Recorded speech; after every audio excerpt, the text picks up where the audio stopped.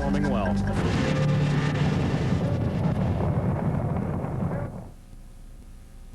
OSHA law requires construction employers to provide a workplace that is free from recognized hazards.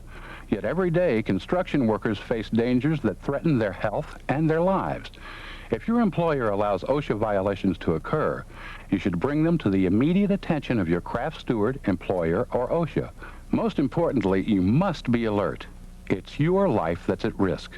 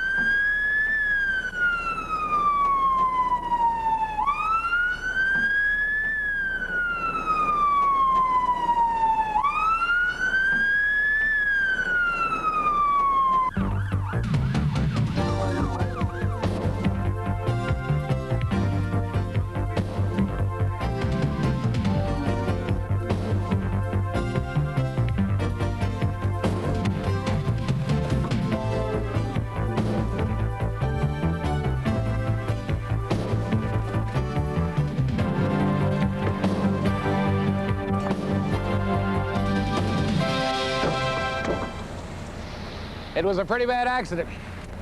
They're taking the worker to County General, but I can tell you right now, this is one construction worker who won't make it to the emergency room. On average, the same kind of thing happens 5 times a day on construction sites somewhere in America.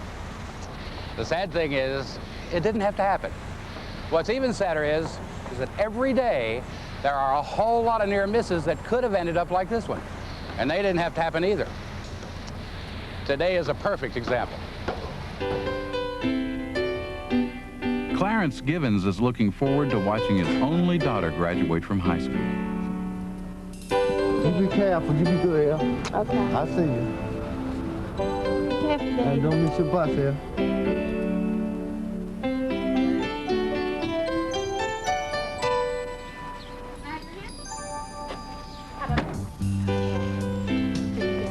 Joanne Kimball is a single parent whose pride and joy are her 2 kids.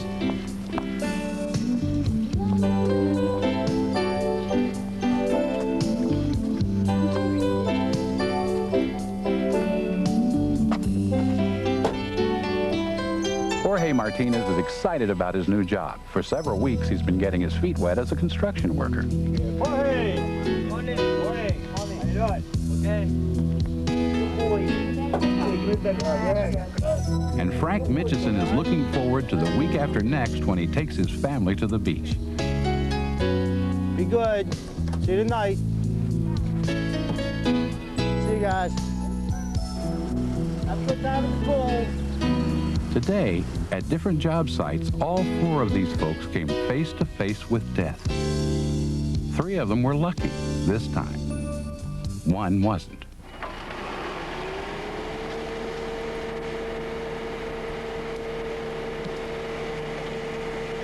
Jorge Martinez and his foreman are connecting a segment of sewer line on a road construction project. They're working inside a trench box that will protect them if the walls cave in. But Jorge's foreman is violating OSHA regulations by having the ladder outside the box. That means they're both taking a risk every time they have to get in and out of the trench.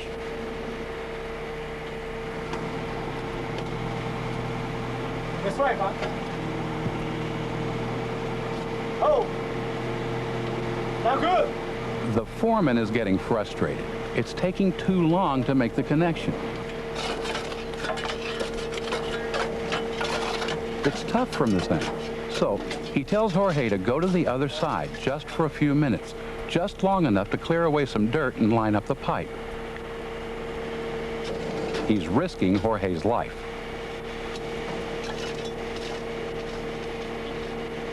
OSHA has some basic safety rules about excavations. Any trench deeper than 5 feet has to be shored or sloped. Also, the spoil pile has to be at least 2 feet back from the edge. There has to be an egress ladder inside the shored up area, and it has to extend to 3 feet above the top. The trench box has to be level with the top of the trench, and there can't be more than 2 feet of space from the bottom of the box to the bottom of the hole. There may be other specific rules that apply in other situations, but in all situations, workers must never go into an unprotected trench, even for a few seconds. Jorge's employer has given him an order to do something that is unsafe. Jorge has a legal right to refuse. This is one of the most difficult situations a new worker may face, but your union training has taught you the risk of entering an unprotected trench. Is it worth risking your life? But Jorge has a responsibility here too, a responsibility to himself and to the other workers on this job site. Jorge's responsibility is to take a good hard look at the situation, to recognize that it's not safe, and to say that he's not going to any part of that trench that isn't safe. Today, because Jorge didn't do that, his life is on the line.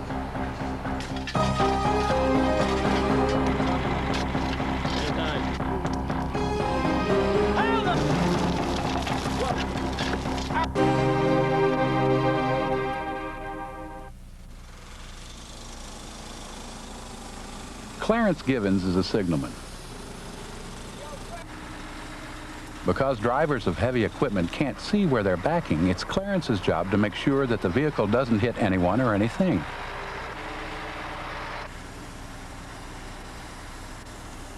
But there are 2 problems here.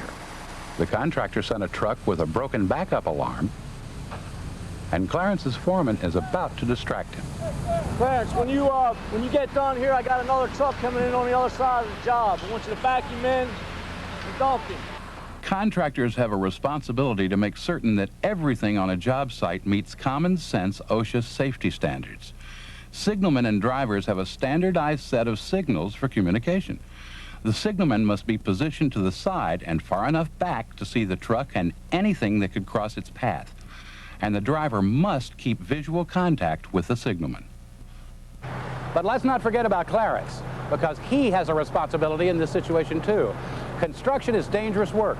His responsibility is to keep his eyes and ears open at all times, especially when he's helping a truck back up. And because Clarence didn't do that, today just might be his last.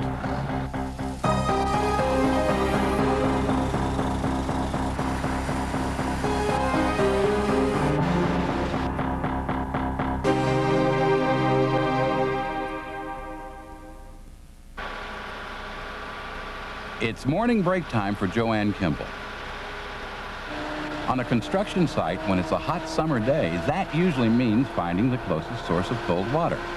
But you don't take a break from safety during breaks from work.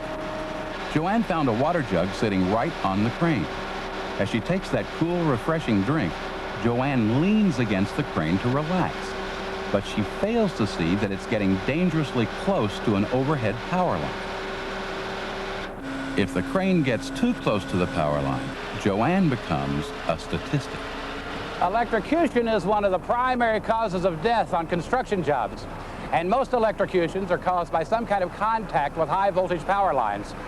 Now, there are regulations to protect people like Joanne and me, but regulations only work if people pay attention to them. Cranes aren't the only things that can contact high voltage power lines. You also have to be careful using ladders, scaffolds, and other metal objects around energized power sources.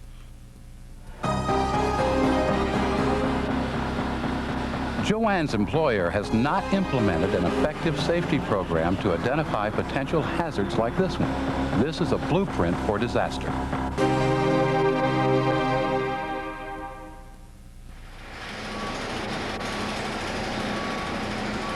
Frank Mitchison is an iron worker. Today he's working 6 stories up. His job is to bolt down crossbars. Frank is not as protected as he should be. He should be wearing a body harness. But at least he's wearing a safety belt with a lanyard. Iron workers call it a monkey tail. And for the most part, Frank is making use of it.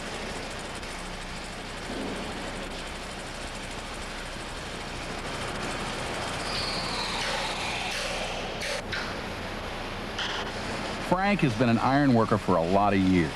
Even though working at these heights has become second nature, he's generally pretty careful. But Frank's in a hurry, and this connection looks easy. So Frank is not going to hook up.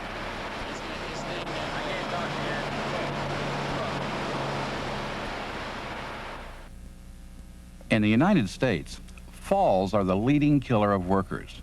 You should always use a fall protection system that suits the job you're doing. And if equipment is involved, you have to know how to use it and maintain it.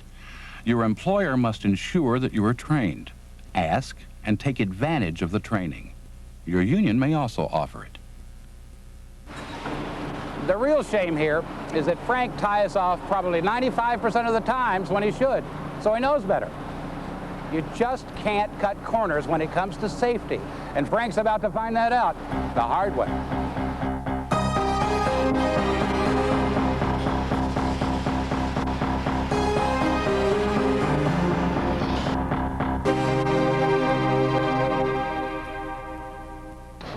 The four people in this story are just like you and me.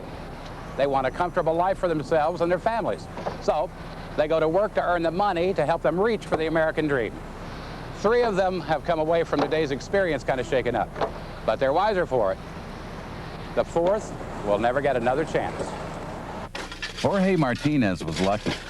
When he saw what was happening, he was able to pull himself out before the dirt could trap him. He came out of it alive and well, but he's well aware of how close he came to dying today. Clarence Givens was just a whisper away from being hit by the dump truck and knocked under its wheels. A few more inches the other way, and Clarence would have been another construction fatality. It turned out to be Joanne's lucky day, too. They say that timing is everything.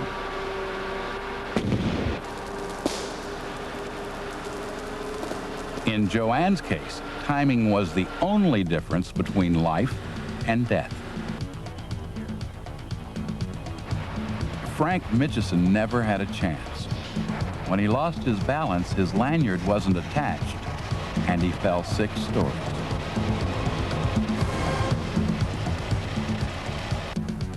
Get down to unit, we gotta get an IV started on him. Go on the line with shock trauma for a trauma consult. Let them know what we got. When Frank gets to the hospital, he'll be DOA, dead on arrival. The sad thing is, it didn't have to happen. Construction accidents can be prevented. We have to remember that we're the ones on the job. We're the ones who see the dangers. We're the ones who can report them. We're the ones who can avoid them.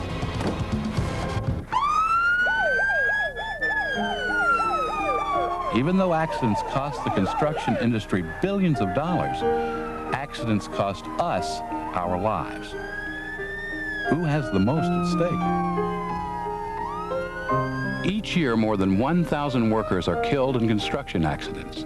More than 250,000 suffer injuries that result in lost work days. 90% of the deaths occur in 4 categories: caught between, struck by, electrocution, and falls. We've highlighted examples of these 4. And as you have seen, there is a thin line between a near miss and a fatality. Construction work is dangerous. The government will enforce safety and health laws, but it cannot be on every construction site. Employers have the responsibility to provide a safe and healthful workplace, but realistically, that does not always happen. Only you can decide. Take a chance or make the choice to get proper training, to use the right personal protective equipment, to stay alert, to take the time to do a job correctly, to not cut corners, and to refuse to work in any unsafe situation. It's up to you. Take a chance or make the choice.